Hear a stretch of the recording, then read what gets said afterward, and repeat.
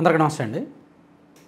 కర్నూలు శివారు చిన్నటేకూరులో 3 రోజుల కిందట జరిగిన బస్సు ప్రమాదం మన రాష్ట్ర చరిత్రలోనే మర్చిపోలేనిది. 19 మంది అగ్నికి ఆహుతయ్యారు.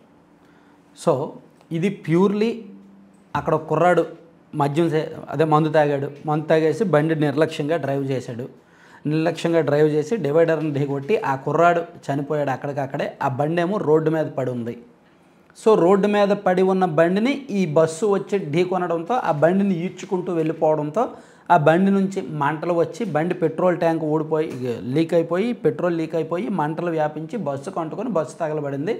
డ్రైవర్లు పారిపోయి వదిలేశారు. ప్రయాణికులు 19 మంది చనిపోయారు. ఇది ఘటన చెప్పుకోవడానికి చాలా పెద్ద ఇన్సిడెంట్, నష్టం చాలా పెద్దది. కానీ జరిగిన తప్పు, మానవ తప్పిదాలు ఎంత దారుణంగా ఉన్నాయో చూడండి. అక్కడ మందు తాగి డ్రైవ్ చేసి యాక్సిడెంట్కి గురైన శివశంకర్ ఆ కుర్రాడి తప్ప, లేదంటే అతి వేగంగా వచ్చి అక్కడ బండిని తప్పించకుండా దాన్ని ఈడ్చుకుంటూ వెళ్ళిన బస్సు డ్రైవర్ది తప్ప, ప్రమాదం జరిగి బస్సుకి మంటలు అంటుకున్న తర్వాత ప్రయాణికుల్ని అప్రమత్తం చేయకుండా వెళ్ళిపోయిన ఆ డ్రైవర్ అండ్ క్లీనర్ ఆ బస్సు సిబ్బంది తప్ప, ఇలా అక్కడ జరుగుతున్నది మనం అనలైజ్ చేస్తుంటే, ఆలోచిస్తుంటే ఎన్నో కారణాలు కనిపిస్తున్నాయి. వాటన్నింటికీ తోడు అక్కడ ఈ ఘటన ఈ ప్రమాదం జరగడానికి ముందు 19 వాహనాలంట ఆ బండిని తప్పించుకుంటూ పక్క నుంచి వెళ్ళాయంట. ప్లస్ ఒక 15 నిమిషాల పాటు రోడ్డు మీద, హైవే మీద ఆ బండి ఉండడాన్ని స్థానికులు కొంతమంది చూశారంట. కానీ ఎవరు కూడా బండిని తప్పించే ప్రయత్నం చేయలేదంట. ఏ ఒక్కరు అక్కడ వస్తున్న వాహనాలను కాసేపు ఆపి బండిని పక్కకు లాగేసిన, బండి పెద్ద బరువేం కాదుగా, 2 మనుషులు కలిపి లాగేయచ్చు, ఒక్కడైనా లాగేయచ్చు కదా. మన బళ్ళు మనం మోయలేమా, పక్కకు తీయలేమా? సో ఇక్కడ 2:45కి ఆ కుర్రాడు డివైడర్ని ఢీకొట్టి చనిపోయాడు. బండి రోడ్డు మీద పడిపోయింది అడ్డంగా. 2:45 నుంచి 2:55 మధ్యలో ఈ 10 నిమిషాలు మధ్యలో సుమారుగా 19 వాహనాలు, అటువైపు లారీలు కానీ వేరే బస్సులు కానీ, అటువైపు NH44 కదా, అసలు ఖాళీ ఉండదు, హెవీ రష్ ఉంటుంది. భారీ వాహనాలు దాదాపుగా ఒక 19 వాహనాలు వచ్చి ఆ బండి రోడ్డుకి అడ్డంగా ఉండడం చూసి పక్క నుంచి వెళ్ళిపోయినాయి, దాటుకుంటూ వెళ్ళిపోయినాయి.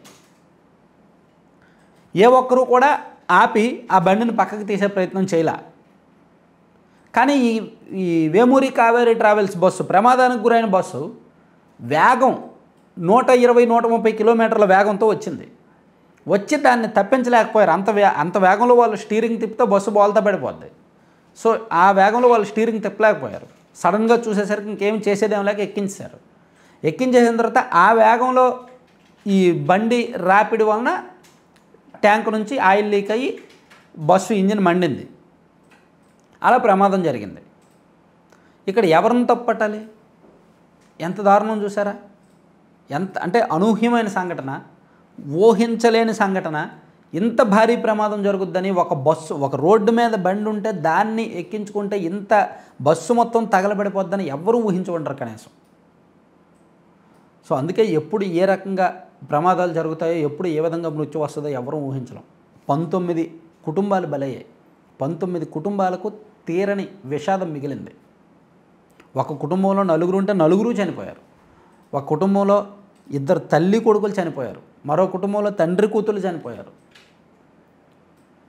ఇలా ఈ 19 కుటుంబాల్లో విషాద ఛాయలు అలుముకున్న ఘటన, బస్సు ఘటన, దానికి సంబంధించిన కారణాలు సీసీటీవీ ఫుటేజ్లు కావచ్చు, ప్రత్యక్ష సాక్షులు ఇస్తున్న వాంగ్మూలాలు కావచ్చు, అక్కడ పోలీసు దర్యాప్తులో బయటకు వస్తున్న నిజాలు కావచ్చు, మరింత గుండె తరుక్కుమనేలా చేస్తున్నాయి అన్నమాట.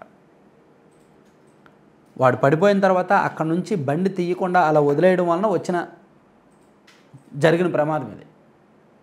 దానివల్ల వచ్చిన ఆపద ఇది. మేబీ 2:55 లేదా 3 గంటల మధ్యలో ఈ బస్సు ప్రమాదం జరిగింది. బస్సు అక్కడ నుంచి వచ్చింది. ఈ 10 నిమిషాల్లో ఏ ఒక్కరు రెస్పాండ్ అయినా బాగున్నాం, ఏ ఒక్కరు ఆ బండిని పక్కకు లాగేసినా బాగున్నాం, లేదా ఈ బస్సు కూడా పక్క నుంచి వెళ్ళిపోయినా బాగున్నాం, లేదా పక్క నుంచి వెళ్తున్న వాళ్ళే ఎవరో ఒకళ్ళు పక్కకి వెళ్ళి ముందుకెళ్ళి రోడ్డు పక్కన ఆపి అరే దీన్ని ఎవడైనా ఎక్కిస్తే బండి ఇది పల్సర్ బండి అంటే పెద్ద బండి కదా, ఏ లోనానో లేదంటే చిన్న బండో కాదు, పల్సర్ అంటే పెద్దదే కదా, దాన్ని ఎక్కిస్తే ఖచ్చితంగా ప్రమాదమే కదా. హైవే మీద మినిమం 80 స్పీడ్లో వెళ్తాయి వెహికల్స్, లారీలు కానీ బస్సులు కానీ మినిమం 80 కిలోమీటర్ల వేగంతో వెళ్తాయి. సో ఆ స్పీడ్లో ఎవరు ఎక్కించినా సరే బాల్తో పడిపోవచ్చు, ఏదైనా జరగచ్చు. కానీ ఎవరు రెస్పాండ్ అవ్వాలి, మనకెందుకులే అని వదిలేశారు. అలా వదిలేసినందుకు ఇంత దారుణం జరిగిందనమాట. పోలీసులు ఇవన్నీ చూసి ఆశ్చర్యపోతున్నారు, ఏం చేయాలో కూడా పోలీసులకు తెలియట్లా, ఇంత దారుణంగా ఉందా అనే పరిస్థితి. సిల్లీ కారణాలు, చిన్న కారణాలు ఇంత పెద్ద ప్రమాదం.